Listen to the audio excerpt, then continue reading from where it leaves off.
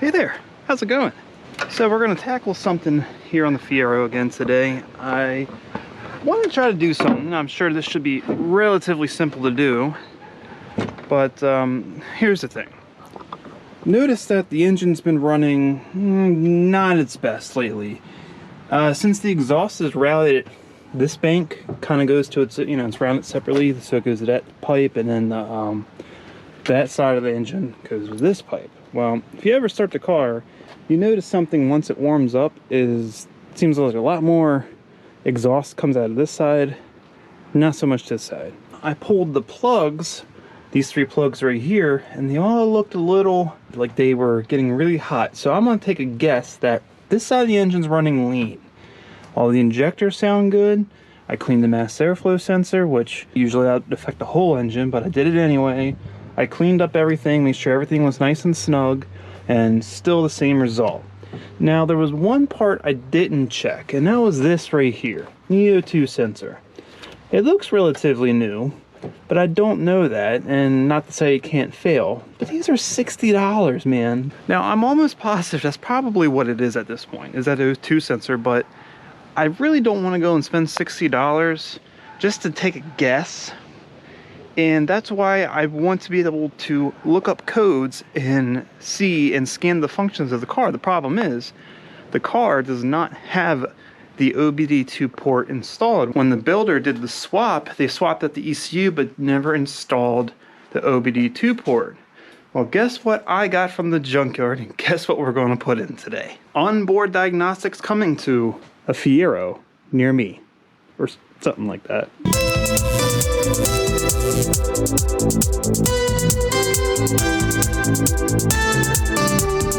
So yeah, I went to the junkyard. I found a 99 Grand Prix, just a regular non-supercharged 3.8, and just cut this out, and I think this should be good to go. From my understanding, these are pretty much the same for many years, but I wanted to make sure I got close as possible, so I understood the color coding on the wires. They all should be identical for $98.99. So it should be relatively straightforward, I guess, maybe. So looking at the ECU, which is now harder to get to thanks to my passenger seat, but it still ain't bad. There's a separate connector on the front with a whole different set of pins, and then there's another one at the back. So this has 2 big harnesses that run to the ECU, and they all operate different things. Oddly enough, they just didn't pin the entire one single harness. They ran 2 and ran half the pins. Kind of weird if you ask me, but hey, what do I know?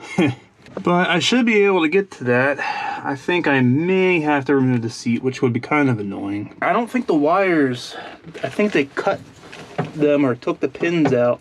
I have to look at the harness. I really don't know. They could still be in the harness, just taped up, which would make life a whole lot easier.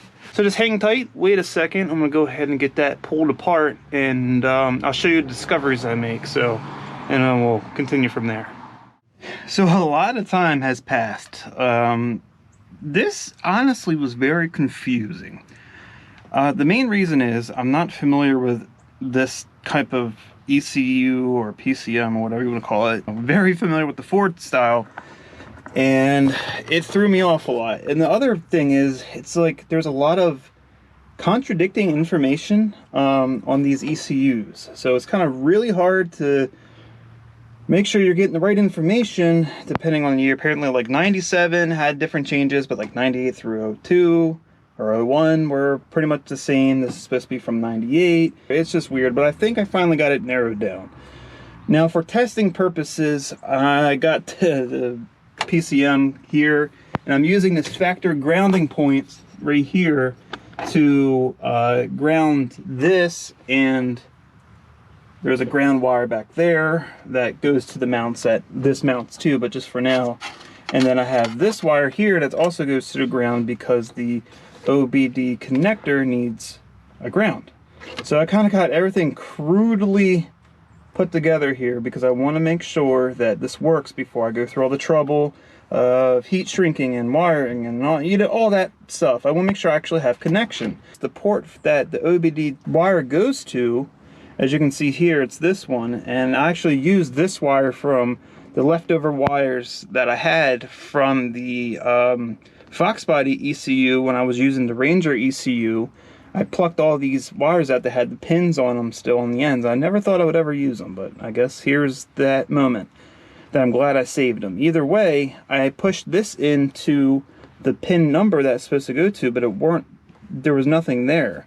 And you can see certain pins where there were pins, there's still the holes left in them, and in the little like rubber or whatever seals that are in the connector here, but that one looked perfectly sealed, so it makes me wonder if that's the right one. That's what we're going to test and find out. I'm going to switch the power on, hopefully nothing crazy happens, and hopefully if it all goes well, this should light up. And if all goes well, my scanner here will turn on and nothing will blow up. So let's see. Well, well, it does have a battery in itself, which looks like it's dead because it's not staying on. Also means nothing's getting power. So, oh, you know what? Dummy me, I forgot they have this hooked up to this ignition switch. I have to flip that on first. Dumbass. Alright, still nothing. Oh, hold on. Hold on. Hey, there, we got something.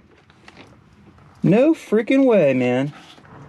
So I want to stay going here, which means it's not getting constant 12 volts. Let me go get my multimeter. I need to test some of these connections. I think the power wire I tapped into may not actually be a full 12 volt wire. Let's see. Grab my multimeter here. Let's see. I'm going to use the same grounding point that I have everything grounded to back here, just to keep things consistent. Can kind of just stab the connector here. Come on, get in there. Good, that's good. Shoot, I really don't have much room to in here. You have no clue how contorted I am. And now you do. The things I do for video. Alright, so let's see here. Multimeter hooked up. Switch. Power. Oh, the power is on. Oh, way to go, me. I had to switch the power on. Now, I don't know if anything gets power. Okay, so this has something going to it. Not much. That wire doesn't have hardly anything going to it, which is a problem because I need power, which is probably why this isn't turning on and staying on. So there's the issue, is that I need power. Okay, so I found a actual hot wire to tap into here. It's carrying 12 volts, and now we should be good. So here's the test. Got everything hooked up, ground, power, and whatever signal. So let's hit the switch. Oh, is it working? Oh, what do we have here? Neither of those vehicles. I don't know why it's not letting me select the vehicle. So that's telling me, I guess, it's not getting information it needs to pull codes, because it's not reading what it is. So either I need that tan wire or that purple wire is not correct. Alright, so I made some changes here. First thing I did was add this gray wire, which goes to port 15, which actually was not populated. So now those two are hooked up. I got power and ground. Now, the other thing I did was I made sure that try to make sure I pushed the backs of the connectors in far enough so they're seating with the pins. That could have also been an issue. But now, I guess, let's see what happens. So after a little bit of tinkering here, and I haven't done much, but I was able to finally select a new vehicle. It was allowing me to do it. So if you can see here, I added 1998 Pontiac Grand Prix, and I added 3.8 liter, all that good stuff. It's no codes, but then again, the computer's been unplugged and off, so sure wouldn't have a damn thing stored I guess to see if live data works, it looks like it's functioning. The only problem I have is if you go into vehicle information, you can see vehicle ID, it doesn't show up the VIN. I thought if it was hooked up right, that would show up, but it doesn't seem like it is. And let's see, available modules. Yeah, I don't know. Since we got something going on, it's better than nothing. I guess the best thing to do is to properly connect all of these, put the ECU back where it belongs, and try to run the car and see if there's any change in the information on the scanner. But there's one really sucky part about that. I'm gonna have to continue the video tomorrow because I'm losing daylight, and you know, winter time is right around the corner. It's a little nipply out here, so that kind of really does suck. I kind of wanted to finish this up. But whatever, it is what it is. I'm gonna have to finish up the video here in the next day. So welcome to the next day. So got a little bit done today, so let me show you what I've been busy with. I tell you, this has been quite a pain, honestly. I feel like anytime I have to do wiring, it is a pain. But here's what's going on. So as you can see, I still got the ECU or PCM. I always refer to it as ECU. I don't know. I guess PCM is correct. It's just easier. ECU rolls off the tongue easier than PCM. I don't know. I'm just weird like that. Anywho, I got the port mounted up and actually just kind of fastened it to the side of this mount that was already there, so that way I can just go plug right into it like you would anyway. I thought it made more sense to do that than to run wires up here, since it, yeah, just in this particular case, I thought this made a lot more sense. So I got, you know, everything loomed and wired up, nice and neat there. Ports right there on the side, I could plug in and check. So I'm actually pretty happy about that. And there's a couple things that changed while I had to do the wiring anyway, and I haven't finished up, but I put a different loom here. I just got to tape everything back up and make everything pretty, but this is a lot thinner loom. Actually, I probably need just a size bigger, but for now this is better. I had this really chunky stuff that was there, and this stuff is huge, like what, 1 inch maybe? I don't even freaking know, 3/4 inch, something like that. It didn't need to be that much loom there. So this tidies up the wires just a smidge, you know, especially away from the shifter here. So I did that, and you know, a lot of everything here is done and ready to roll. So the only thing I have left to do is mount the PCM back on the firewall here. I guess that's what it's called on this car. Let's see what else it would be called. Back where it was here, and yeah. At that point, I guess I can just try to fire the car up and see if I get any type of live data readings, and then I guess I'll know if it works or not. So just give me a few seconds here. I'm gonna go ahead and slap that baby back on there and fire the car up and see if it makes see if it works. So with not any daylight to spare, it's pretty much the end of the day here. I think I'm done. I really hope this works. I didn't go through all this trouble for nothing. But as you can see, got everything. I don't know if you can even freaking see that, it's so dark. I mean, I'll try to brighten it up in post, but it's back there. ECU's where it was, the little, you know, WD2 ports put in. Everything's ready to roll, so I'm ready to start the car. See if I actually get anything. So, alright, power on. Let's see.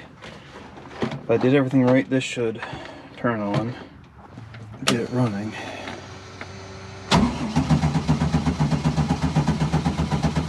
Come on, baby.